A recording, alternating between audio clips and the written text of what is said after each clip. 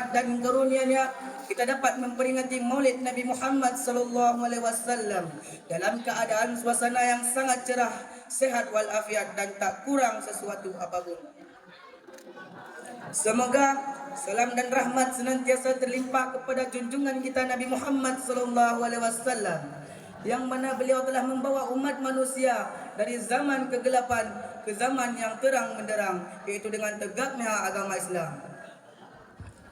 Penghormatan saya kepada pimpinan pesantren Ummul Qura Antarabangsa, Abia Profesor Dr. Saifullah SAG MPD, dan yang saya hormati Direktur Pesantren Ummul Qura Antarabangsa, Walid Komar Syafawi SPD MPD, dan yang saya hormati Ustadz dan Ustadzah dan Dewan Juri yang arif dan bijaksana, dan yang saya banggakan teman-teman yang hadir pada hari yang berbahagia ini.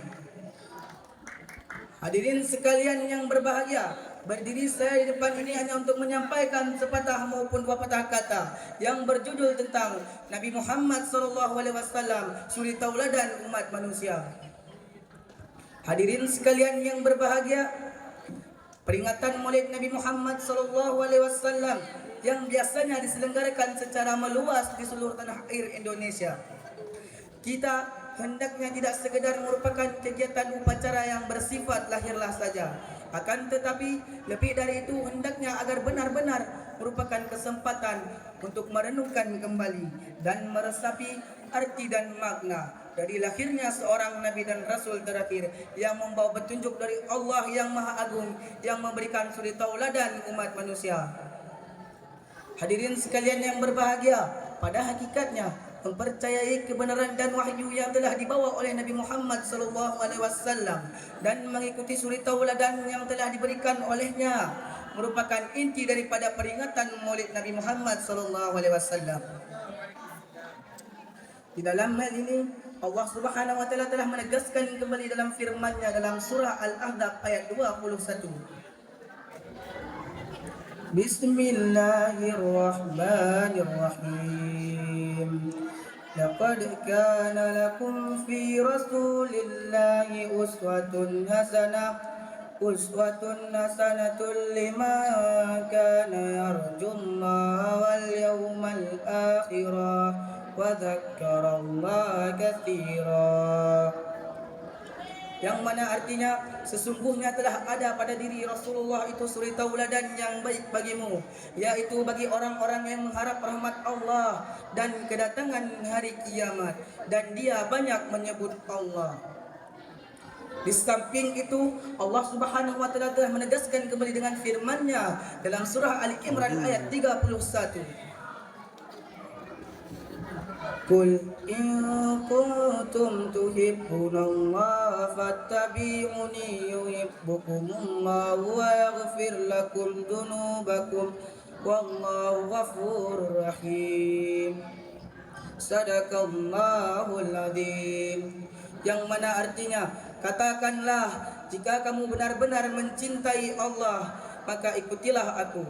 Niscaya Allah akan mengasihi dan mengampuni dosa-dosamu. Allah Maha Pengampun lagi Maha Penyayang.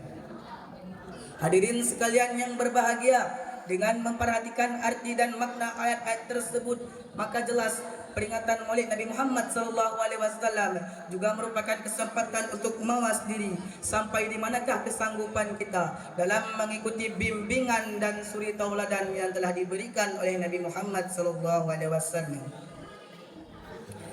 Hadirin sekalian yang berbahagia, pada kesempatan yang berbahagia ini, maka harus kita, dalam kesempatan yang berbahagia ini, ada beberapa hal yang perlu kita renungkan bersama dalam rangka memetik suri tauladan yang telah dicontohkan dalam peri hidup dan kehidupan Nabi Muhammad SAW.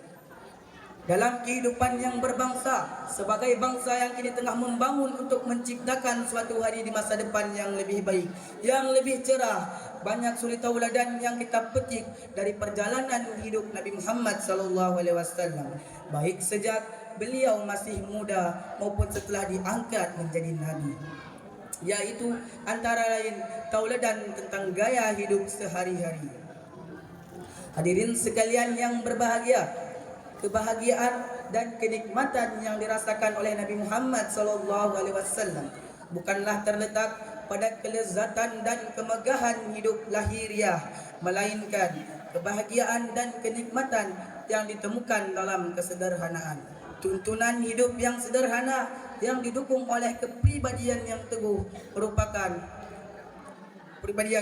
dan budi pekerti yang luhur serta tingkah laku yang penuh kasih sayang dan lemah lembut merupakan mahkota yang menghiasi kehidupan Nabi Muhammad SAW.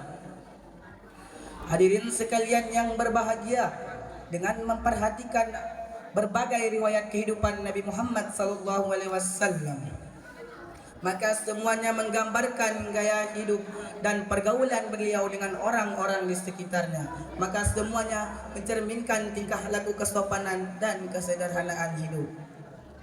Hadirin sekalian yang alhamdulillah, hadirin sekalian yang berbahagia, sampai sini sajalah pertemuan kita pada hari yang berbahagia ini. Dan terima kasih atas perhatiannya. Semoga kita dapat berjumpa di lain hari lagi. Demikianlah apa yang dapat saya sampaikan. Semoga dapat bermanfaat bagi kita semua. Hidup sendirian tanpa kekasih. Cukup sekian, terima kasih. Assalamualaikum warahmatullahi wabarakatuh. Waalaikumsalam.